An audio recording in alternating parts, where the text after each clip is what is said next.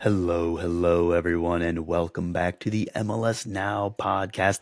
I'm your host, Russell. You can find me on social media at Mr. Danger Russ. You can also find me in your local CVS or Walgreens looking for Mucinex, DM, and the occasional Advil. Cold and sinus, having a little bit of a recovery period to vacation.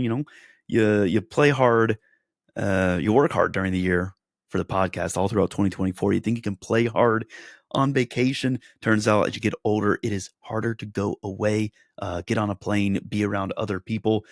Some people say it's because they don't have enough energy to deal with others. Turns out now your immune system just doesn't get as good mileage anymore.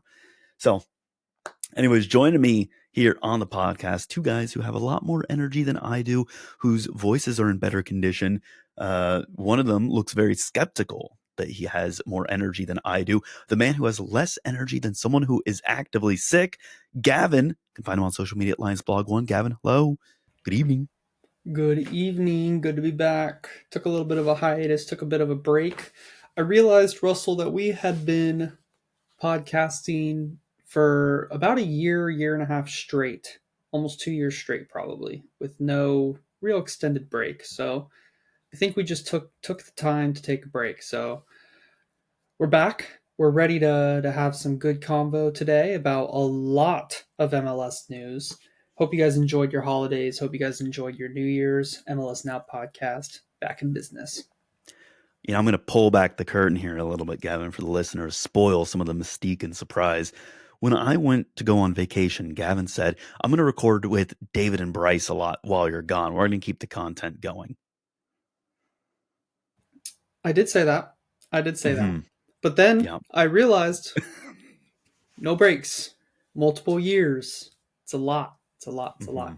And, I did ask once or twice, hey guys, you want to record? Bryce, thank you to you for responding. Some crickets from our other friend. It happens.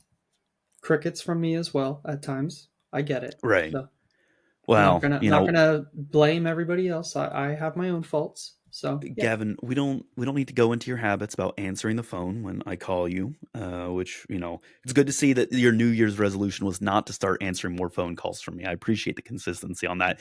We're gonna go over to Bryce, though. You can find Bryce on social media at bleslie19. Bryce, hello.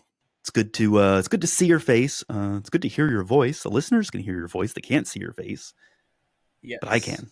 Yes. It's nice to see you. It's nice to see you as well, Russell. Glad to have you back and glad to really kick it off. I think, a little break gives us a lot to talk about and excited to start to dive into 2025. So now Russell, before now Gavin, you go, you keep going. I am starting to put everything up on YouTube. So the listeners can't see his face, but the viewers can see his face. Right. So that's why they're called viewers, not listeners. Right. Just a side plug for the YouTube. Go subscribe if you're not subscribed. Essentially. Well, as some of my neighbors here in the neighborhood like to say, they would rather be seen and not viewed. So they are clever, some of them. Yes, they are. That's a fair point. I appreciate the morbid humor sometimes. Yeah. Who doesn't? When it feels like a good time to use it. Right. Yeah. Well, hey, there's some teams that could probably use a little bit of morbid humor right now as well. I mean, certainly this has been a busy off season. I mean, places on where to start. Maybe we just go ahead and we'll start with some of the incoming transfers back into the league. Brandon Vasquez, morbid humor, his career in Mexico's done. Lasted only a year. He's come back to the United States. He's signed with Austin.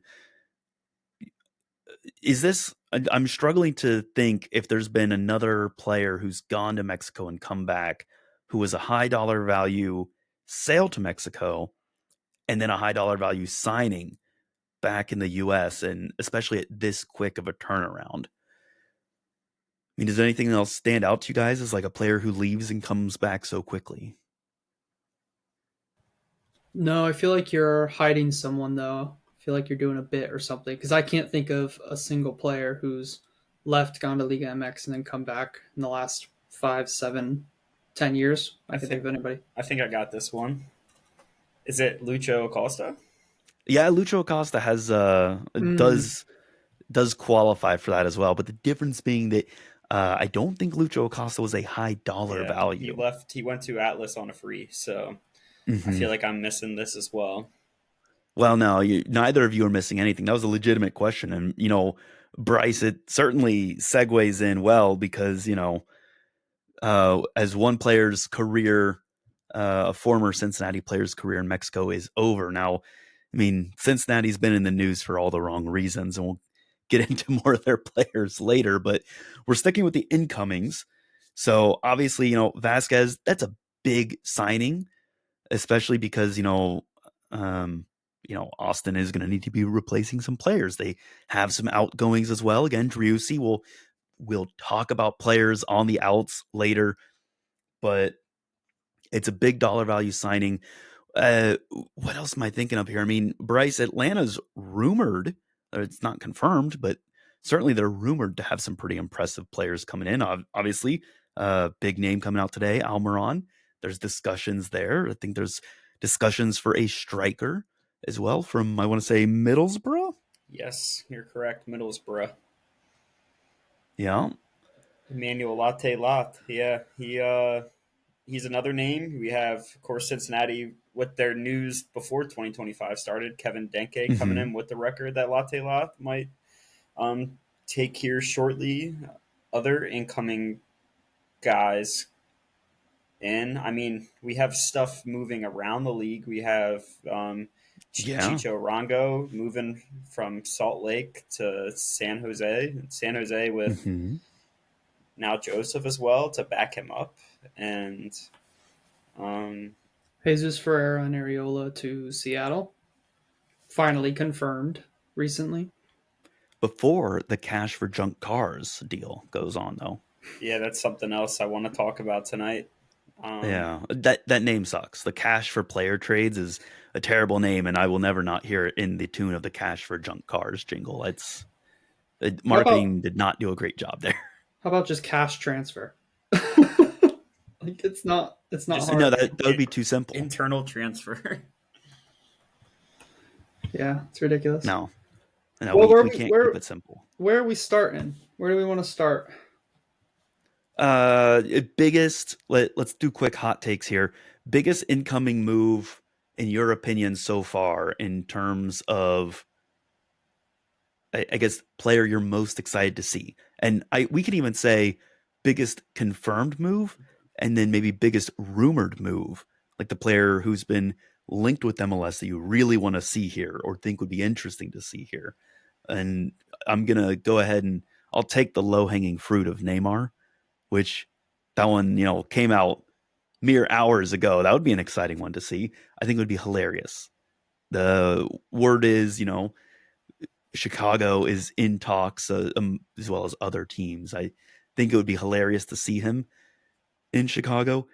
I think he's going to end up in the East, though, right? Like, think about this. MLS desperately makes, desperately makes Neymar versus Messi happen, which means it's either got to be one of the teams that's already slotted to play against Miami in the West, or you play it safe, get him somewhere in the East where he'll play Messi. I know a So club. that's my tinfoil hat. I know a club that just sold a winger to a Brazilian giant that has a slot open. Yeah, and Orlando's a huge Brazilian population and a Brazilian destination. Brazilians love Disney World. Love it. I think So everyone loves Disney. I wouldn't be surprised to hear Orlando City is one of the clubs keeping an eye on Neymar. I wouldn't be surprised. We obviously have a huge Brazilian background in the club. Our owner used to be Brazilian before he sold, and the front office has Brazilian roots. We obviously have Kaká as a former player, an ambassador for the club now, as well as we've always been after Brazilians, like Nani almost was every there transfer for. window. Nani, yeah, the Portuguese, but still Oh, very similar. I just Yeah, missed. so yeah, I wouldn't be surprised if it's Orlando City in for him as well. Yeah, I that kind of leads Orlando another option that of rumored. I'll get to the Atlanta ones because I'm watching those. I know the league is watching what two moves are rumored to go there, but with Orlando and other teams with this new cash for player rule, there's a player that was an MVP candidate this past season that has made it clear he does not want to return to his club next year, who is a Brazilian, and that's Evander. And I I was listening to Tom Bogert and him and David Goss's Soccer Wise podcast today, and he mentioned well, it was brought up two clubs maybe after Evander. One also selling their 10 recently in Austin, and another being Orlando, a big Brazilian fan base there. And any club that can go after someone who's already proven in MLS, you're not getting a guy saying, "Oh, can he make it in this league?" And if you're going to get him, you're going to spend probably $10+ million to get him. And so I think the Evander move could be the first move in this new cash for players method that the league just approved. That's something I'm watching that's rumored. Evander, Lucho Acosta, two things to watch. I don't know if Acosta is going to happen with MLS. He's less likely than Evander, I think, but he's proven it for two clubs in MLS, not just one. So Atlanta, there's rumors Emmanuel Latte Loth, the striker from Middlesbrough, he is through the at Atlanta academy system. He's currently 26, just turned 26 in the new year. He was kind of loaned throughout the Italian ranks when he was growing up, and then he moved to the Swiss league and scored about a dozen goals 2 seasons ago. Moved to Middlesbrough for about $6 million and scored 16 goals in his first season. This past summer, he was rumored to go to Ipswich, newly promoted Premier League side, for around $25 million on deadline day. Middlesbrough, they knew that they would be in a promotion race this season. They said, we have no time to replace. We want to keep him throughout the season. He scored 10 goals in the first half of the year for Middlesbrough, and Atlanta's bidding after him. The advanced analytics look fantastic. It just fits what Garth and Chris Henderson kind of built in Seattle. Yeah, they're not going to go after the big names, but they're going to go after maybe the safe names that can not just be good for a season or two. They kind of want to build things like a dynasty. They want to get those Loideros, those Rui Diaz that stay for a long time. And I think Latte Loth may be that guy. Like, his highlights look impressive. He reminds me a lot of the way Joseph could play off the ball, just really fast, just a really quick, if the ball gets near him in the 18, like one or two touches, like he just has a knack for goal. And then we've been kind of waiting around that. We knew we had the third spot open. Us Atlanta fans always hesitant with Garth saying we can't get two DPs over the line. And then Tom Bogert drops the Atlanta are in talks to bring back Miguel Almiron, and was not ready for that in the middle of the day. But it's funny because I feel like I've built myself up in preparation to see him play us twice a year in Charlotte, and how that would hurt seeing him, even 30, 31 years old, wear another team in MLS's jersey. But when it dropped, I got super excited. Had a great few seasons for Newcastle, been out of the club the past year and a half, but we know he can do it in MLS. So those two seem like they're going to cross the line, and I'm pretty darn excited for it. Yeah, I guess I'm looking at the Evander, Lucho, and then I'm looking at if the Atlanta can get these two deals across the line. Gavin, I would like to reiterate, what one player rumor are you interested in? I thought it was rumor or... We appreciate you,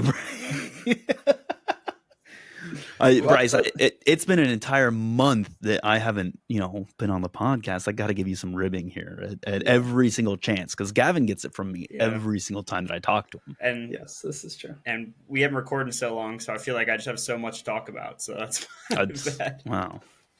No, it's all good. Bryce, you're going to get all the Atlanta content out early. You're not going to have anything else to talk about for Atlanta for the rest of the episode. I got to get it out now. Get it done with. Yeah.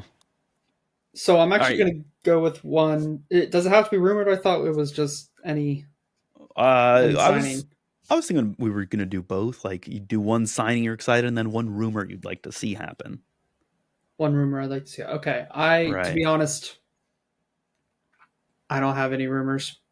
I thought for I sure haven't you were been gonna on. say Griezmann, I haven't who been I on know top of you're. the rumors. Shame, shame. I I just know don't you've always consume loved the Griezmann. rumor.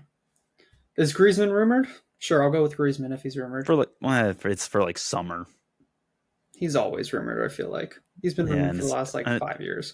it's always the LAFC as well. Yeah, So yeah. Sure, Griezmann. wow. I was gonna go with Portland actually confirmed a signing today. Joao Oh, Ortiz, center defensive mid, and Portland's big problems last year were defensive. And for me, defensive midfield is one of the most important positions in this league. So if this is a player who can come in and really be one of the better central defensive midfielders in the league, then I think that will really help Portland be a better team. Now we talked about briefly losing their MVP candidate talisman Evander. He doesn't want to come back to the team, so it's going to be interesting to see where or how they try to replace him in attack because they were very attacking but they couldn't defend. Now this is now a move to shore up the defense, and then they're going to have to turn around and get another big player who can be an impact in the attack. So looking forward to Ortiz in Portland and looking forward to how Portland are going to navigate without Evander if they do end up selling him. I have to assume they will. I mean, Evander didn't report either. Yeah, he didn't report for training. Anything can happen. They can talk it out, hash it out, figure out a compromise, and go from there. You never know, but it looks like he's probably going to leave. Right. Is that a Portland Timbers scarf I see hanging on the wall behind you? No, that is a University of South Florida scarf behind you. Behind me. Okay. Okay. Go Bulls. Well, that's the thing. They don't go to any bowls, Gavin. No, they don't. They never did. Yeah. They did when I was in college, but no, they don't. Goodness gracious. Well, I guess Bryce, I'll send it back to you then. What signing that has happened are you excited to see? If we're not giving Gavin a chance to talk rumors, since he does not care for things that are matters of speculation, he cares only for the hard hitting facts that the MLS Now podcast is known for. Yeah, I'm trying to play because I feel like we don't have too much in right now. I guess I'll go with another internal move, and it stays with Portland. I'm really intrigued to see Eric Williamson traded to Charlotte because Charlotte seems like they're bringing back Pep Biel, and they're gonna. It seems like Wilfred Zaha is coming in on that last DP spot, and those are like Biel can play in the middle, but Smith used him kind of as like a right winger playmaker last season for them. So Williamson, who's been injured the past years, he was a vital piece to Portland when they made the MLS Cup run and lost in the finals in 2018. And he was just a great piece in that midfield after Nagby left. And he got injured some, but I think like Charlotte's going to give him an opportunity to be kind of like a free eight in the midfield and can be a pretty big playmaker for them. So he's in a contract year, moved on a cheap trade. I'm pretty intrigued to see how Williamson looks moving from the west to the east. So I think. I'm gonna. Oh, go Sorry, ahead, Gavin. I think it's a risk for Charlotte personally, and someone's got to take the risk. But Charlotte's taking the risk, I guess, because he's rarely fit. It feels like he's so in and out. He's had multiple injuries. He's a quality player, but he needs to be like that third or fourth guy almost on your roster. Like you need two solid players ahead of him in the depth chart. Because I feel like you can't rely on him. Yeah, it's fair. Just from a fitness standpoint, you can rely on him from quality, but from fitness, you can't. So I'm gonna use one specific player name, but I think this is going to extend to multiple players that have gone to this team. Tadeo Allende signing on loan from Celta Vigo for Miami. And hear me out on this, okay? It's not just this one player that I think is what's interesting to me. It's the profile of all these players that Miami has been signing, where they're signing these players who are young, presumably probably looking to be there for like 18 months tops, maybe less. Once Messi's gone, they're saying I'm out of here, right? And then we're also seeing reported, rumors that some of these contracts that they're signing players to are also giving like 40-50% sell-ons to the original clubs that they're buying them from. It's a really interesting strategy. Like, now you're looking at it and it's like you're giving an incentive to all these, talent hotbed clubs to approach you and say, hey, we have this guy who's ready to get to the next level. He's not going to do it in Europe yet, but we need him to get somewhere that's a little more competitive. Like, MLS is growing as a talent base. How would you feel about signing this guy? We'll give him to you really cheap so he fits your salary structure. Give us 40% sell on, 50% sell on. I mean, you can get really talented guys for pretty low amounts against the budget. Like, for better or worse, if you set yourself up as a place that is willing to, move players quickly and to work with clubs on sell-ons, it's an interesting strategy. It is. I think it's more common than people realize to sell for 70%, 65%, and same on the flip side, buy for that amount, because that's basically it's just a sell on percentage, but very high. Um, I think it happens regularly, and it's just randomly reported on sometimes. Like sometimes it's reported on, sometimes not. This build reminds me so much of the first few years of Atlanta, and I think Miami's at a better spot for some of these signings to work out.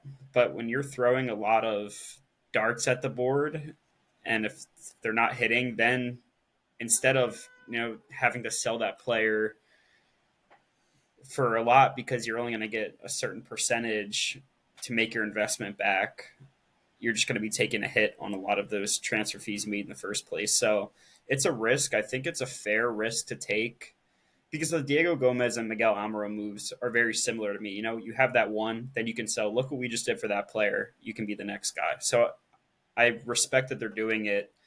And I think Miami's at a better spot where they won't fall like Atlanta will because they have Messi, Busquets, Alba, Suarez for at least 1 to 2 more years. So they're not just like only going the young route. They have the veteran pieces and they're backfilling them with them. So I think they're going to be good from a player standpoint. I'm curious to see how Mascherano is as a manager. Maybe he's not going to have to be great for Miami to be good.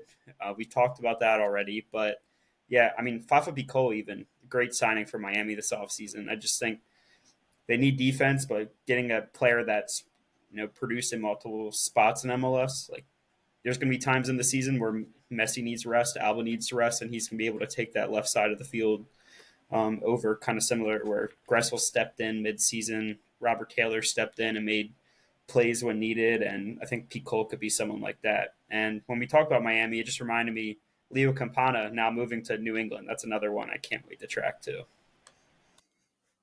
It's a good shout. I'm not going to lie, I actually forgot that Campana moved because initially Miami was so adamant. Campana's not for sale. He's not going anywhere. And well, anyways, here we are. He's in New England, which is, I think, very funny. That's like the exodus of players from New England to San Jose under Bruce Arena, and now it's like now New England is bringing in new interesting faces.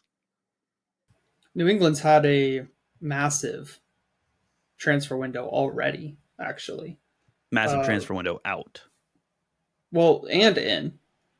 Have you seen? I mean, I did do a video on it on the YouTube, but they've got in two center backs from outside of the league. They got Will Sands and Andrew Farrell from inside of the league. They got Jackson Ewell, Leo Campana, Alex Bono, Tanner Beeson, Luis Diaz. They brought Noel Buck back on loan, and then they've got a few other. They got a forward, Ignatius Ganago, from France. They got Omsberg as a free agent, former Chicago player. Then Alan Oyorwath, I'm not sure who that is. And so they've just had like an insane offseason of just signing loads of players because they needed to. Obviously, we all know they needed a refresh. They're doing the do it all in one transfer window strategy. It looks like, because this is an insane amount of work only midway through January. Gavin, reading those off, quick plug. Are you using the MLS offseason guide on the MLS Now podcast to look at everyone coming in from New England? Of course I am. Of course I am. Because that is freshly updated, and New England, the longest one out of all of them. And it's funny because they are not through any front office or managerial change. So it's, year one of Caleb Porter, they said, we got to get all these Bruce Arena vibes out the door. And that's what they did. And they're basically just like hockey subbing the whole roster, which is hilarious. Now, Russell, you're not wrong. They have had a mass exodus as well. I'm not going to list them all off. It's been a complete roster switch in New England. So they're definitely a team to look out for in 2025. Hey, other news, because you talked about Mascherano, Bryce, and I'm sitting here being like, man, New England are really supporting Caleb Porter. New head coach for Vancouver, Jesper Sorensen. Now, I will say, exciting not to see an MLS retread, because too often it's like a head coaching vacancy comes up and it'll be like, oh yeah, Vanni Sartini has left Vancouver. Yeah, Gio Savarese, who, was the Portland Timbers coach ages ago and leading candidate for it. It's like, if he didn't work out, like, ultimately in Portland, right? Why are you taking a guy and being like, well, he's going to work here? So I appreciate them trying new things, new names, looking for different input, different ideas. We'll see how this goes for them. For the record, I don't think the coaching was the issue in Vancouver. Yeah, I agree. Yeah, it sounded like the other choices were Savarese or Rob Valentino. They were the two other guys that were in. And if you let go of Sartini, I would take Sartini over both of those coaches. So, like, if that was the hire, then, you can tell Vancouver that those owners are ready to sell because they didn't really take the head coaching pool seriously. Sorensen's interesting. He's only coached in Denmark his whole career, mainly at Brøndby, which is one of the biggest clubs in Denmark. So you're expected to win, and he did some winning. It sounds like they wanted to go for the win now approach because they believe their roster is win now. It's questionable. They don't really have avenues to make their roster better unless they start getting rid of players. But they think Sorensen's going to help elevate it more than Sartini is. He usually plays like a 3-4-2-1, I see. So that's an interesting build. I think they need another attacking option in their mix, not just one, maybe two. You lose Fafa in the offseason. Yeah, I mean, we'll see how it goes. With him and Melberg, like I don't really know too much about these guys, so I guess they'll have to show it on the pitch. Yeah, I'm very interested to see what the attacking situation looks like for Vancouver, because Brian White is not going to do it for you. Like, you got Ryan Gauld. That's. I feel like you've seen enough out of that attacking core to say it's time to try something new. And I think Gauld is a great guy, but if you're not going to build anything new by the time Ryan Gauld starts to get out of his peak form, then you're going to have to restart. So you might as well try to restart when you have one piece already figured out. So when Gald's on, he's on, but Brian White is it's just not in. And with this whole He, cash for players thing, with Messi coming to the league, teams like Vancouver are going to be left behind a lot easier if they don't start to. I feel like nowadays the moves for like Luis Muriel are like median level moves, and I feel like Vancouver are way below that in terms of the talent they're bringing um, in terms of resume and fee. So I'm not really excited about Vancouver this season.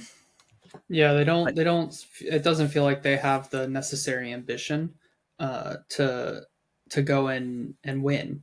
And like talking about win now, when you just talked about the attack. The attack isn't good enough. It really isn't. Like Gald, he's a good player, but he's not a I'm gonna go win you the MLS Cup good player. He's just not. And so he needs some support up there and a really good striker. Brian White, he's all right. He's streaky. You know, he'll score you a hat trick and then he won't score for 7 games or something like that. And then, you know, maybe the tactics will change and they'll through Sorensen and they'll be amazing, but I really doubt it. They do need to start bringing in some talent, but what talent wants to go to Vancouver?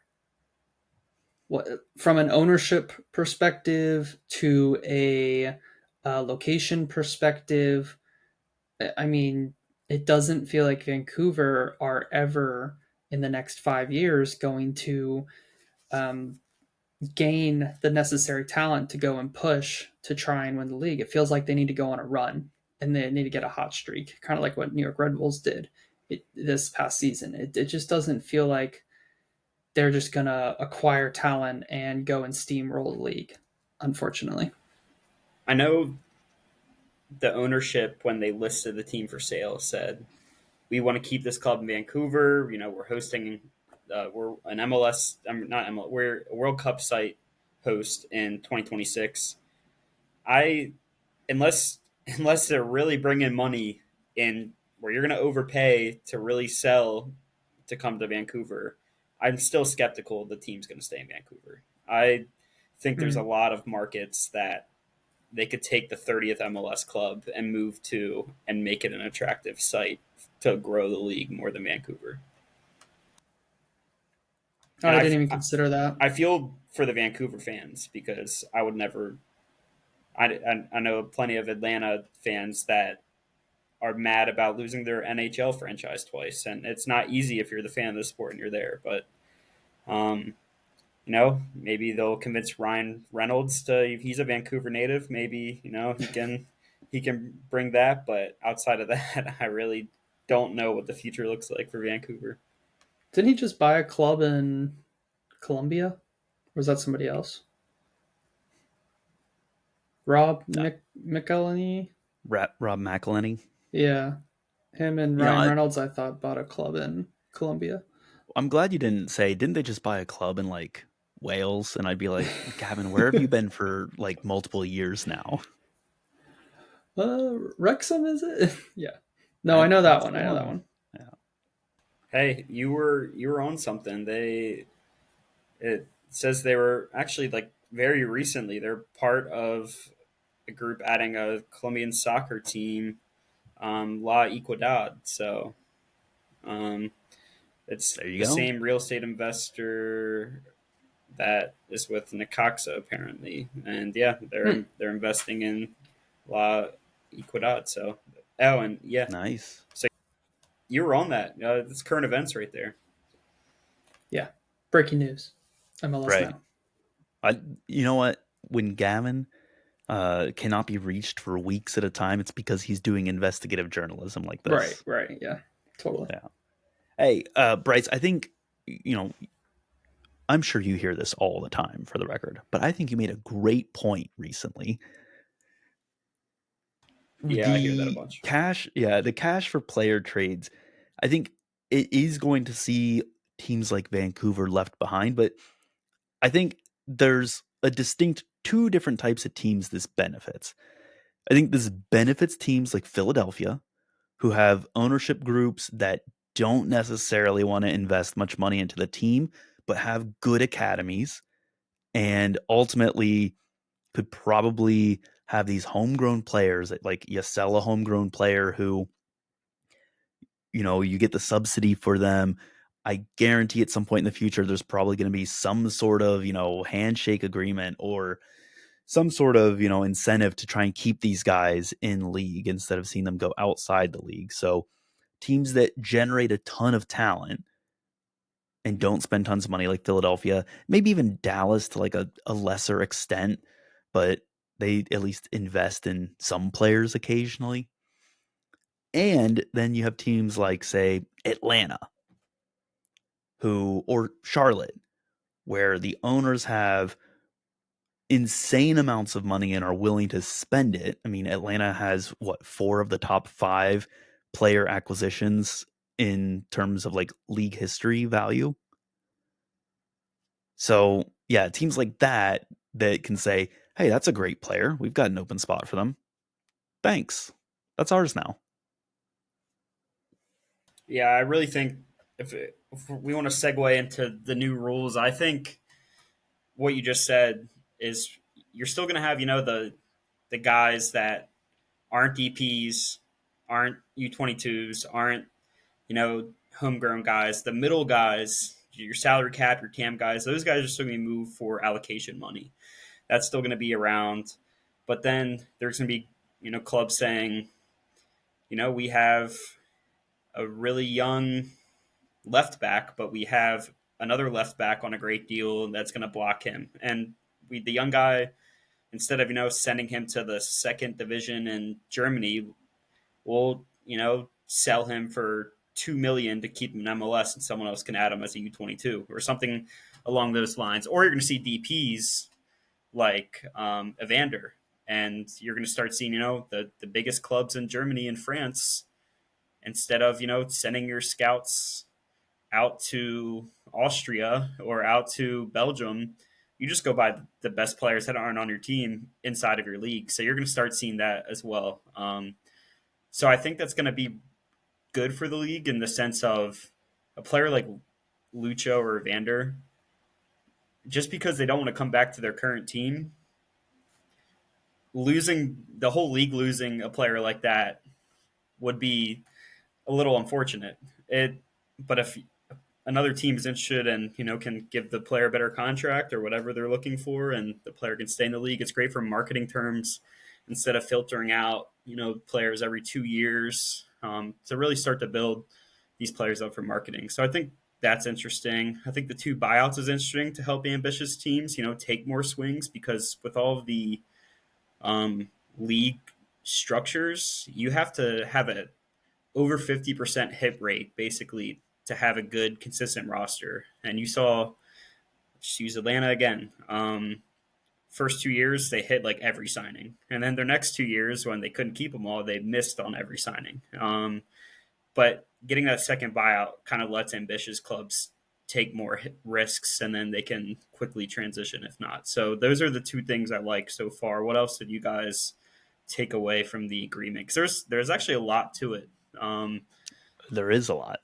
I think you look at, buried in there, 10% of a player's cash internal value when they get traded to another club. I think 10% of that goes as a bonus to the player, which, we love to see that little bit of extra player welfare. I mean, some of these guys don't have super long careers. So, if you're Evander and someone says, hey, we're going to send you from Portland to Austin for $10 million, I mean, a $1 million bonus that's a significant amount to most people. I mean, maybe not the ownership of MLS. $1 million might be a rounding error for some of them, but and to these guys who are playing 10 years, and that's good money. And that's probably more of a bonus than him going many places. Like, that's a pretty cool opportunity.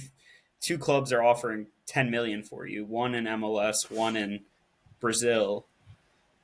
you get $1 million more from the MLS deal that you wouldn't get from the Brazil deal. So I think that's a pretty cool bonus. So, question for you guys, because I haven't looked into this, and so I'm sure there are a lot of listeners who haven't read through any of the articles or anything.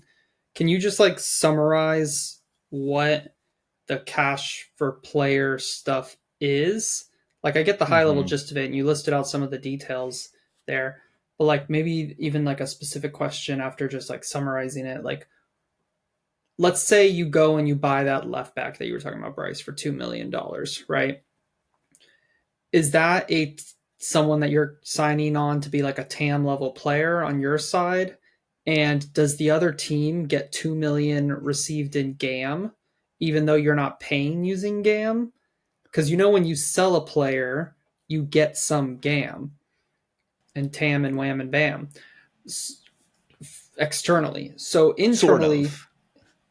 You have the option to convert some of that money into GAM. And you can only convert yeah, up to 3 million a year or something like that. Mm-hmm. And my understanding from what I've seen of the rules and from what I've seen of the discourse is the answer would be yes. You could treat that revenue, the same as if you sold the player outside the league. So if someone says, hey, we'll give you $1 million to this player, you could look at it and say, hey, I convert that to $1 million in GAM. so this is just going to be a GAM generating machine then almost. No, because if you're doing that, you're probably thinking to yourself, well, hey, we could game the system. But if you're the team buying that player, you're still treating that player as though you just bought them from outside the league for, $1 million plus whatever their salary Right. is. So they're dang near a TAM player. Yeah, and if this is, like let's say it's a Kai Wagner level left back and they're on, 700, 800,000 a year and you go say, "Hey, we'll give you, Philly Union will give you $3 million to this player." I mean, they're pushing DP status at that point. Right. Okay. Which is why I think those middle of the pack players still get moved for allocation. These are going to be moves where we don't want this U22 anymore. You want him on your U22 deal because then, like U22, the transfer fee doesn't affect the cap hit. Right. DPS, once you're at a certain point, then the transfer fee doesn't matter unless you really want to buy them down later. So I think it's only going to really work for the young guys or the expensive guys. So Okay. your question diving into it, yeah. So it works the same way as an external transfer. It's not like if you trade for allocation, you're just trading for the contract. But if you're doing this player for cash, then you're trading for the contract plus the transfer fee across the entire contract as it would be bringing a player in. So like other things added where like I guess I kind of learned that GAM expires every 3 transfer windows, but now GAM does not expire anymore. Another thing that's interesting is the new rule, the 3DP. You can choose to have 3 DPs, 3 U22s, or 2 DPs, 4 U22s, and 2 million GAM every year added to your budget. You can, at first, the rule was you had to pick one to start the year and keep it, but now you can switch. You can choose one, but then switch on the last day of the summer transfer window. So, say Orlando, for example, they have 2 DPs right now. If they can't get their replacement over the line, they can say, we're going to go to the 2 DP 4 U22 system. You get 1 million of those 2 million GAM to use in the first half of the year. So they could, buy down another contract. They could, help allocate the cap more. But then the summer comes, they're like, we really need a DP winger. Then you can say, we're going to the 3 DP 3 U22 model, and you won't get that second million GAM, but you got to use one in the first half of the year. So a lot of flexibility added, and I think 30 teams at MLS, it's going to make roster building really fun to follow for the MLS nerds out there. I know they found a way to still make it confusing, but I think it's a step in the right direction. You're only allowed 2 for this player for cash. It's a 2-year trial period, basically. So they're going to do this for 2 seasons, see how it works, see if teams even use it, I guess. You get 2 incoming and 2 outgoings every year to use. So we'll see how it goes. But I They think put it's a limit on how many transfers you can make internal Mhm. to the league with cash yeah. They per said Right. season. they said 2 and 2. 2 in, 2 out per season. Yeah. Which realistically, I don't I don't think think. teams get above it anyways. So Yeah. Like, because like Bryce was saying, if this is for your high dollar value players, like let's say a team goes out and is like, oh yeah, we want to buy Evander. Okay, there's $10 million to Portland, and then like let's say that I don't know, pick another like DP striker somewhere. Like let's say Christian Benteke suddenly unages 4 years, and they're like, oh yeah, we want like a just outside of his prime Christian Benteke at striker. We'll give you $20 million for Benteke, who magically, became younger overnight. That's $30 million. Like they're not, in all likelihood, unless you're one of maybe two teams in this league, you're probably not going to go out and do a third cash transfer. I just, Okay, yeah, that's fair. I don't think the level of expenditure exists in MLS yet. Some teams could afford it, and even if you could, like you're already on two DPs, so did you shift? Did you need like a third DP to bring in? Or maybe you're even just going to go for the 2 DP 4U22 system? Yeah, I don't think teams go above two. It just doesn't make logical sense. You'd have to be in pretty extraordinary circumstances. yeah, unless teams are really just like, we don't have Gam. Here's 400K for this one guy to keep him on the Mm-hmm. TAMs. I guess they want to see how it goes before they really open it up for it to be a full time thing. A couple other things Yeah. I like is they move the secondary transfer window back a little bit. Like it goes until I think August 21st, and instead of being like a month before the European window closes, because that's the best window to get. That's the window where a lot of players are available, and when MLS clubs are trying to be ambitious, but then players and agents are like, we're going to say no for now because we want to see if a top five league or a Premier League club, comes calling at the end. That kind of limits. So now they moved it to like a week and a half before. The Canadian Premiership makes it really hard on MLS because I think they would love to try to mirror the European window, but the Canadian clubs aren't about it. I think that'll be good. And then I think the last thing I want to hit on is you can now loan designated player DPs off your roster, and they won't count as a DP. Um, like I said, you can take more swings now. You sign a DP, doesn't work out. Like I remember even Ezekiel Barco didn't work out, but when you loaned him, you didn't lose the spot. So it's like, all right, are we loaning him just to free up our how much we have to pay a player that's not, crushing it for us, or are we doing it because we want flexibility? And now it's because now you can have flexibility. We can loan a DP not winning it, like a Carlos Gruzo for San Jose, for example.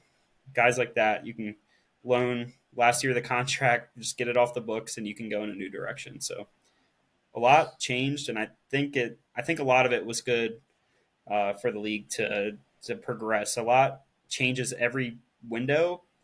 I'm here for it. I want structure at some point, but we're not there yet. Yeah. I think while we're all very positive on this, all of us being Bryce and myself, I think most people also recognize that there's still a,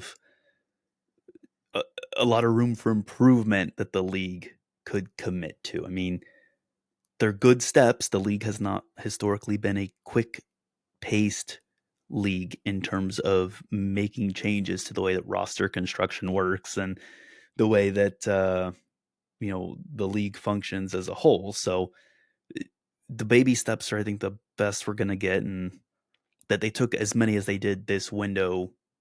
We'll take the small victories when you can get them. For the record, I'm not against this. I thought you were going to say, Gavin, you're just giving me a hard for time. the record, I knew all of this. No, I really thought he was going to say that too. I thought he was going to say, I'm glad I rewarded as a question and let you guys run for it. I already knew, but I figured somebody listening didn't. Right. Well, I did figure that somebody listening didn't, but that's also because I didn't know the details. So I appreciate the breakdown, Bryce. I do like it. Yeah, good stuff. Great stuff. Wow. Gavin's downgrading you from great to good, Bryce. How's that make you feel? I feel the love across the room right now, so we're good. Wow. It's a very large room. It spans thousands of miles, apparently. Mm? Oh no, yeah, Bryce, you're in the Northeast, yeah. Yeah. I was like Atlanta, no, but yeah. I'm closer to Bryce than you are, Gavin. Hey, can we talk about? Yes, you are. Can we talk about Areola to Gavin, that's not Dallas? this type of podcast. Can we talk about Paul Areola to Dallas or to Seattle? You threw me off my rhythm. Um, what was that trade fee? It What was that was about? what, like it was That just is being so like low. 300K GAM and like basically taking like half of his contract. Yeah, Um, like I feel like Dallas. I don't. Okay, let me just list it off for people. Okay, so we'll start with Ferreira because I think that plays into this as well. So Ferreira was signed by Seattle for Leo Chu going to Dallas, up to 2.3 million in GAM, an international roster spot, and there's a sell-on percentage as well. 1.5 million GAM is guaranteed, 800,000 is conditional upon however good he plays.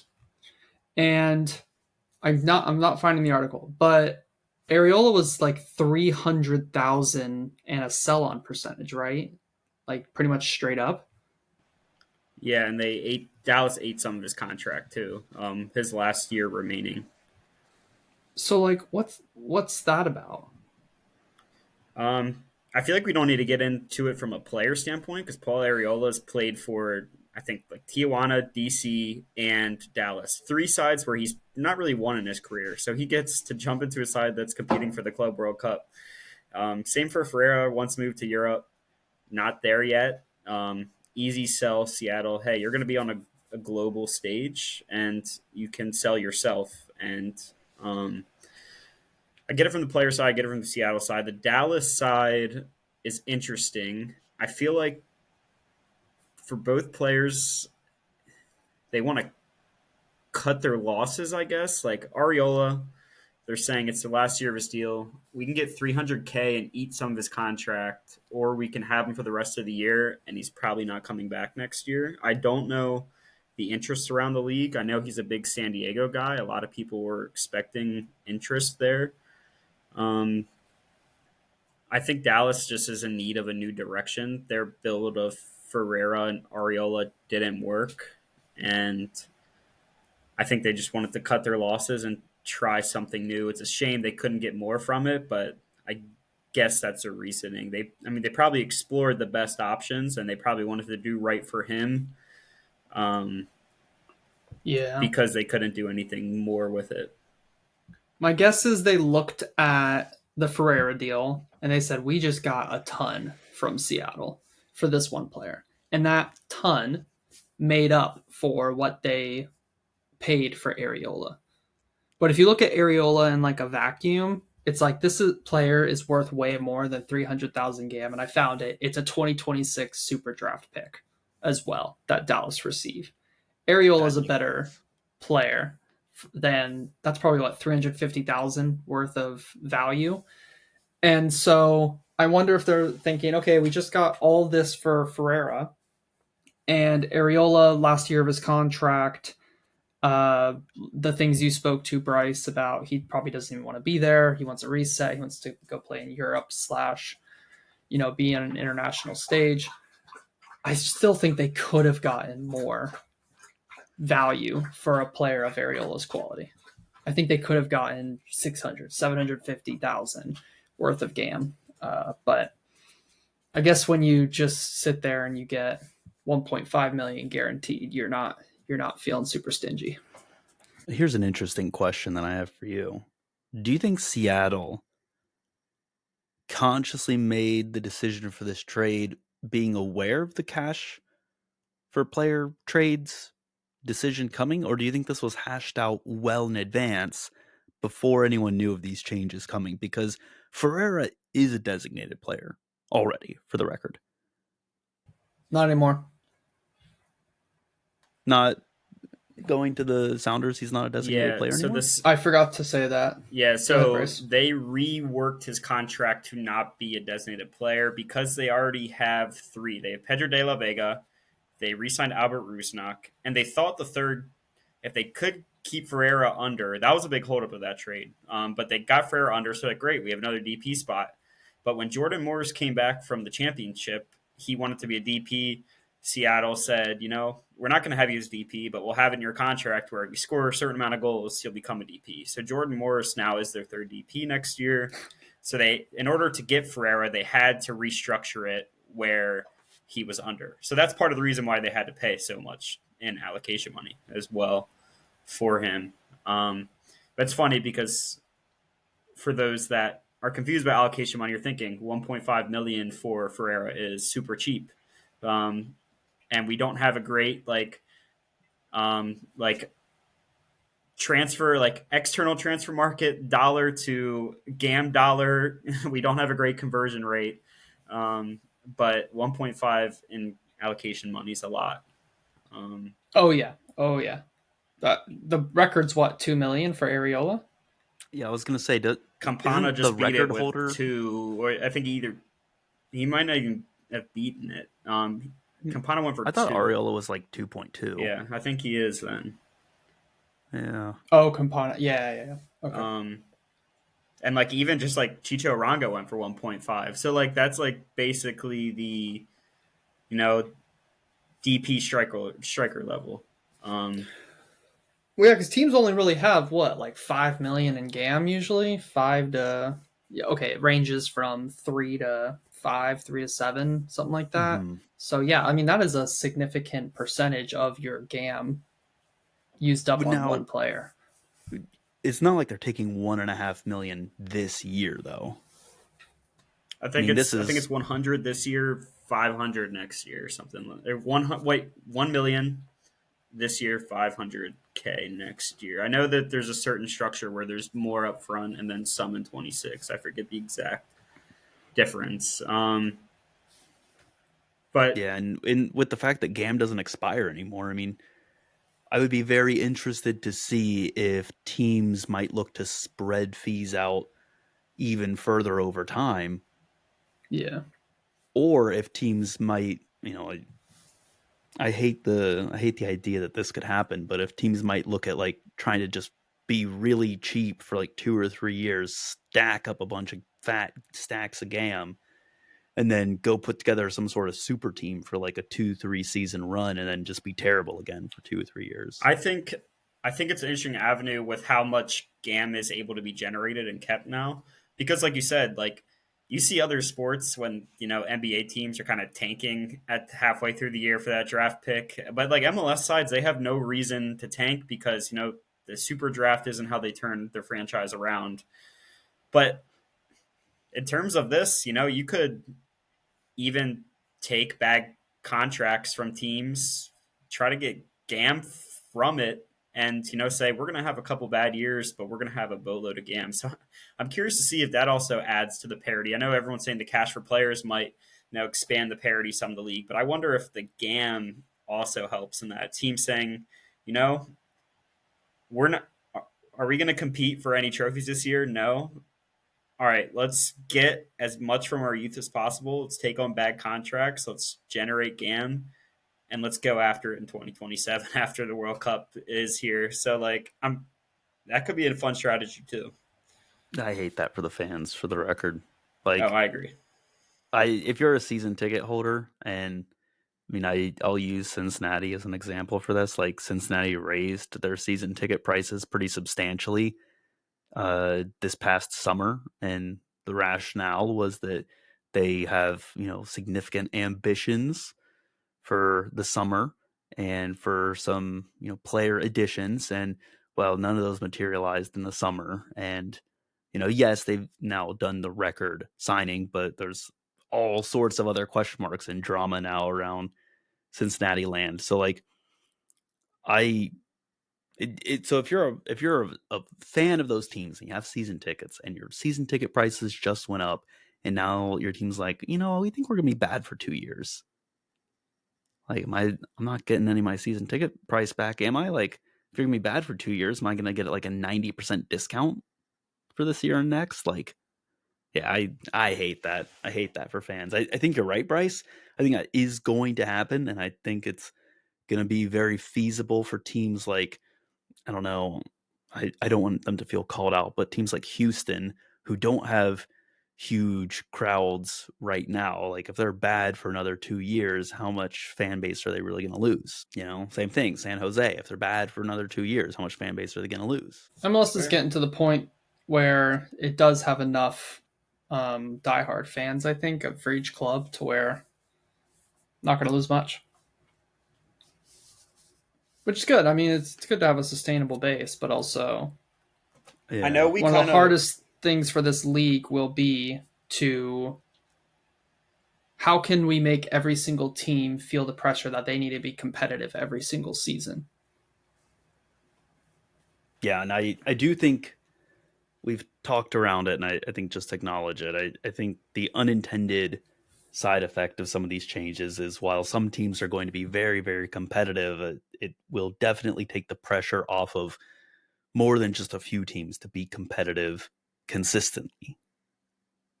I think they'll choose to go in cycles, and that's, again, I feel for the fans because no one ever wants to see their team intentionally be bad for a couple of years.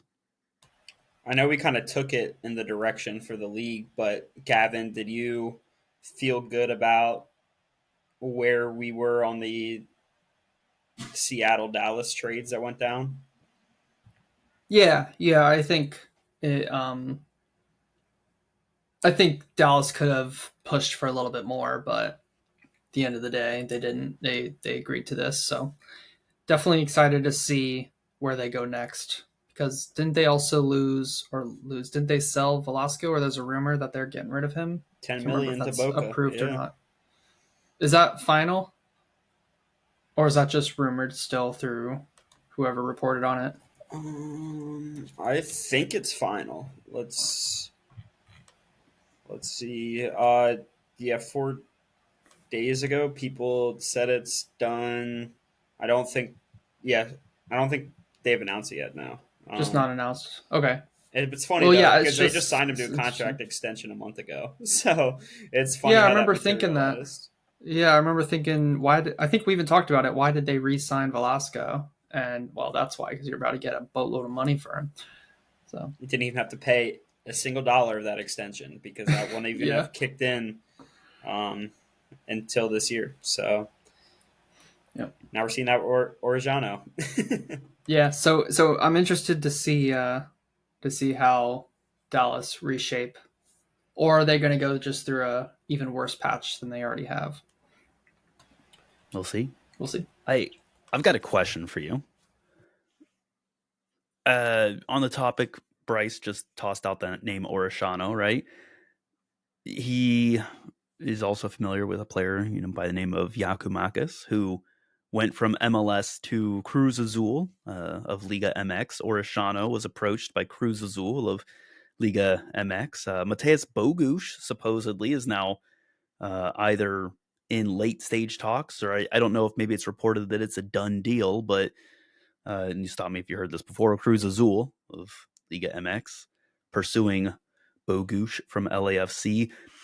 I think, does the trend that players are being approached by Liga MX teams concern you? Or do you think it's maybe an acknowledgement that MLS is finally starting to hit a point where we have players, worth taking, and it's not just like one or two occasionally moving to other leagues, but even your not like captains, not stars of a team going to other teams? I've said before that I think MLS needs to look at Liga MX as a market because it feels like it's like almost taboo to sign players from Liga MX for MLS teams.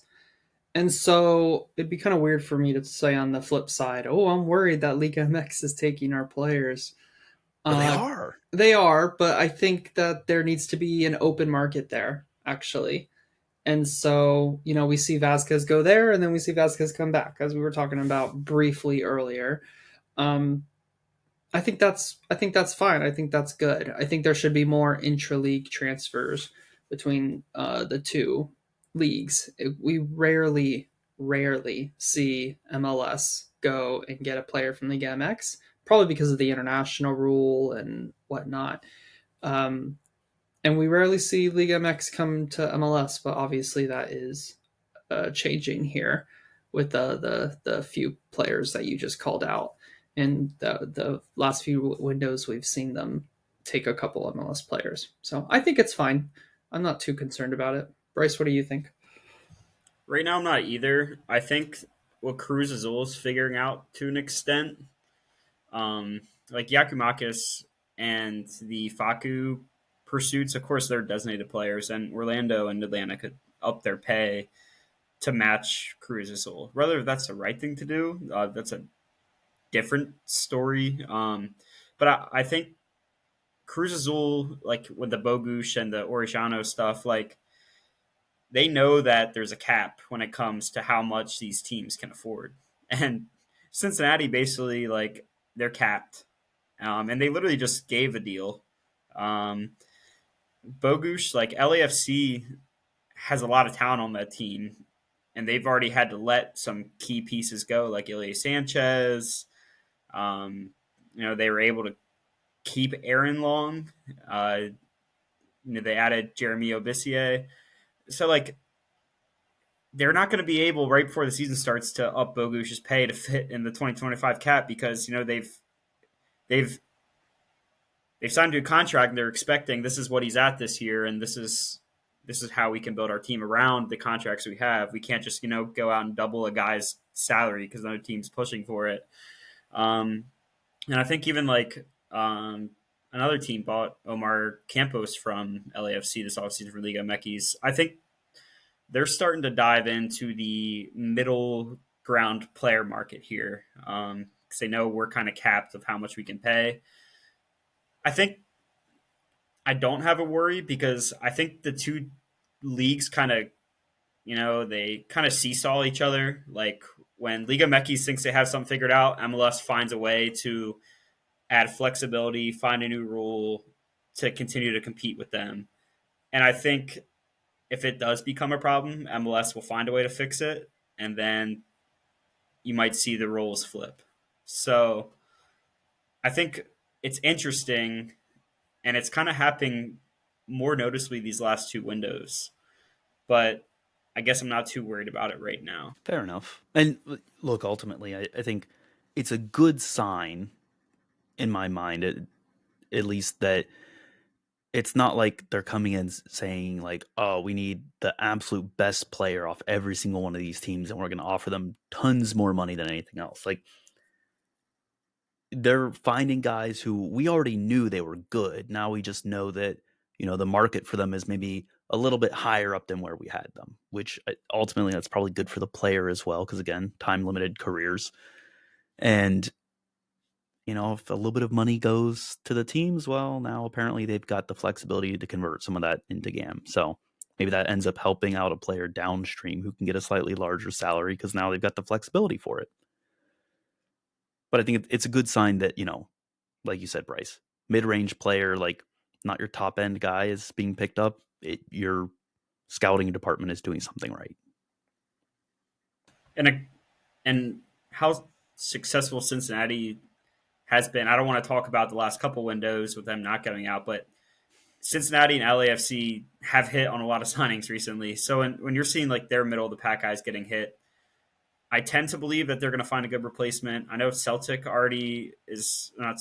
LAFC just brought in a center midfielder on loan from Celtic, a 21-year-old midfielder, and I think they're trying to bring Lewis O'Brien back. So they have contingency plans if Bogusz goes, and you would hope these scouting departments that are hitting on these signings, you lose middle pack players. I'm sure they're ready to pivot. Good clubs are ready for that because that means you're doing something right. I think I always remember Garth Lagerwey saying that. If your players are involved in transfer talks, that means you have good players. It means other clubs want your players.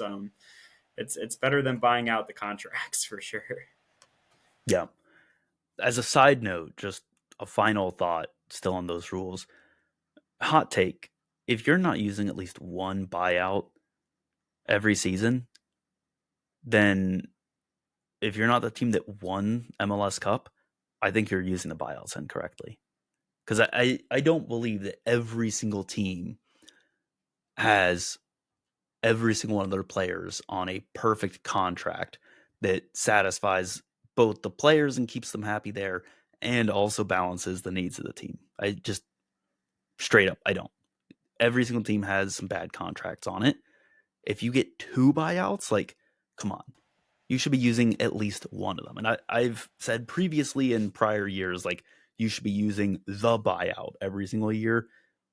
I get maybe you want to keep one buyout as like a just in case, like break glass in case of fire. Now you've got two of them. You need to be using at least one of those. Like, in my mind, there's no excuse for it now. If the clubs still want to stick to one, my thing on the buyout is I think it's fine even if you don't use it or use either before the season starts. You say, this guy, I know the big talk about it is Xande Silva for Atlanta. Had a great second half of 2023, did not have the best 2024. He's on contract for one more season. Go with him to start the year. And, in the summertime, if he's not cutting it and, you actually have great winger depth. He's not needed, but we really need center back depth. He's only on contract for 6 more months. Let's just buy out those final 6 months and let's go get a player in the summer window that can help us, make a run in the playoffs. So I wouldn't mind teams, saving those slots for the summer when the market's a lot more open, saying, we only have to pay half his salary the rest of the year. It won't count on our fees. We can go add someone immediately. I agree with you. I think teams should use them if owners allow the front offices to use them.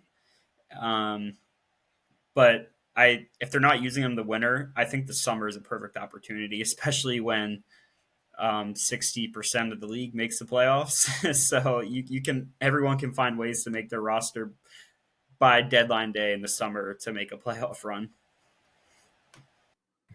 Yeah, buyouts are interesting. I do think increasing the amount of buyouts is good. Teams feel scared to use them for some reason at times historically, even when it's like super obvious that you should use a buyout. It feels like it has to be very, very, very obvious that you have to do a buyout. And now, obviously, buyout is the last thing you should do. You should try to get a trade off. You should try to get some sort of value. Now you should try to get a transfer in an internal league transfer done, even if it's not a trade. But so obviously it's the last thing, but now that you have two, it feels like it's not the end of the world to use one of them if you have a player that no one wants and you need that flexibility to get them off the roster. Yeah, I mean, we've even seen mutual terminations where player and team separate their ways. Shoot, last year in 2024, we even saw the league step in and terminate a contract of a player. Good times. Who'd they do that to? Bupenza. Yeah. Oh, yeah. Yep. Mm-hmm. Yep. I don't think I've ever seen it before. It might have happened once before. I'm not going to back myself into the corner that's never happened, but Rare. I don't recall seeing it. Either way, guys, what else you want to talk about? Anything else on your mind? I've kind of run through what springs to mind for me. Any hot takes 15 days into the new year? Like a lot of teams still have I think every team isn't done their offseason, but you guys got any hot takes to rip? Not a hot take, it's a hot question. When do you panic? If let's say you're someone like Gavin, who's an Orlando City fan, and Orlando City hasn't signed any players yet, when are you panicking? Or if you're, let's say you're a Charlotte fan, right? And let's say that Charlotte hasn't made any big signings yet. Like when is your time to panic? Is it match day one? Is it, middle of March? Like the window goes on into April. So you've got quite a bit of time for moves to be made, but That's where I was in headed, Russell. Early April. This league is too forgiving to have a bad start and then you can turn around and have a great finish. You might not win Supporter Shield, but you might get top 5 in Supporter Shield rankings. We've seen teams have terrible starts and then turn around and finish in that high of places. And so if you're not signing players and you see huge gaps in the squad, I'd wait until closer to the end of the window in April. I have a hotter one than that. If you're looking for a designated player and you don't have them in before the end of the European window, I think you should panic a little bit. Especially if your club is in the CONCACAF Champions Cup, because it's really hard to get a player that is gonna that's supposed to be a top 2 to 3 player on your team, and the club that you're buying from can't go and get a replacement themselves. Um, so that's the tough part about it. It doesn't close until April. Yes, you can maybe get a couple guys on loan. You can get a free agent or two out there. But in terms of impact guys, you got to try to get them done in January. Um, yeah, Obviously, the league's forgiving. You can say, we had a tough start to the year. We're 10th, but the summer is going to be our time to turn it around. But teams that are in multiple competitions to start the year, they really have to start rounding it out, because they start competitions. I mean, everyone starts in like 5 weeks, 5.5 weeks, but the tournament starts like a week or two before the CONCACAF tournament starts, for a week or two before MLS starts. So I feel like, because I know Atlanta themselves, they don't have CONCACAF, but they have a lot of pressure to start great. So I know they're really pushing to get both designated players done by like the end of next week. I are the vibes I get, because if your first target doesn't work, you have to have time for your B or C targets before the European window closes, because it takes 3 parties to tango for these things. It takes you, it takes the other club, and it takes the player. Those those deals don't really happen in hours. It takes weeks to complete. So you hopefully see some traction going now. yeah. I'm with you, Bryce. My levels of panic scale upwards starting around now, because to your point, you're not signing, you're not signing a designated player that is like, you're not signing a Kevin Denke, February 10th. You're just not. Like that type of player is not available on the market unless you are going and getting Jack Grealish from Manchester City, because Manchester City has 45 players who would all be stars on every single team in the world, and they can only field 18 of them on match day. Like, that's your exception, right?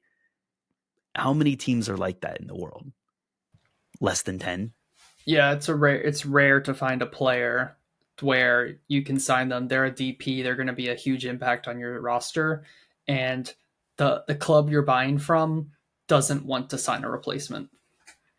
It's a very rare player. So That's the only thing holding Yeah. back Atlanta with Latte Loth right now, because Middlesbrough is 5th in the championship right now.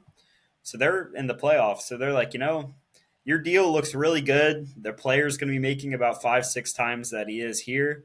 But the issue is, we're not saying yes until we have a replacement lined up, because, their thing is, yes, we could get 20 million for him right now, or he could maybe help us in the promotion, and then we make the Premier League next year, or he scores a lot of goals we miss. Premier League clubs are just calling us in the summer anyways. So we're not going to sell until we think we have a player that's. And the thing is, then that player has to get integrated in the team. And when you're in the promotion playoff in fifth, you're 2 spots down from not being in the playoffs. So transfers are super complicated. Prices are a lot more in the winter because that's mid-season for a lot of these clubs. So it's a tough market to hit. So like the Kevin Denke signing, Cincinnati went out December, done. Like I remember Atlanta United, they signed Pity Martinez before they sold Almiron. Maybe that, limited how much they could sell for because clubs know the limitations MLS sides have. So they're like, you have to get rid of a player. So, we're not going to offer our max that we could offer. But teams got to act quick in this league because it's our off season and it's not everyone else's off season. My panic levels just went up now that I've talked about this. I stressed myself out even more. So thank you for that, Bryce. I'm sorry. I've had off seasons in your shoes, but yeah, I was going to say we're in this together right now because neither of those deals are officially done. Yeah, there could be so many. Yeah, it's progressing, it's an advanced, and then Burrow says, "Yeah, we're actually not selling anymore." And that's the thing is, I never learned because I get myself excited. I remember Atlanta United was like over base. They said like all it is documents to be signed for Moises Caicedo from Colombia or Ecuador at the time, and then they say, "Oh, Chelsea called. Sorry." I'll always remember that winner. So anytime I get excited, I have to remind myself that things can change overnight. Yeah, unfortunately, there are those same 10, 10, maybe 20 teams we talked about that can sell a player and not need to worry about a replacement. When those players get calls from those teams, it doesn't matter if you're about to sign on the dotted line for an MLS side. You're saying, hold on, my cat needs to have a walk outside and it's an emergency. I'll be right back. And, turns out it's a 3-4 hour walk with your cat. And then you come back and say, actually it's not a good time for me to sign this. My cat really is, it needs a tentative walk every single day. So I'm gonna have to say no now.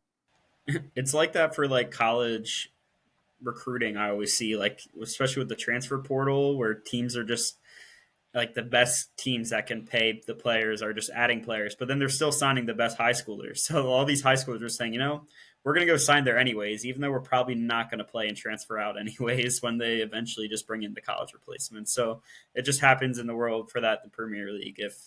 If you wake up and Man City's calling you and offering you a contract, very good money to be a third string player, you're probably going to bet on yourself to still make it out because you're getting paid a lot and you're in a market like that. Well, guys, I think that's a good topic to end on. What say you, Gavin? Thoughts?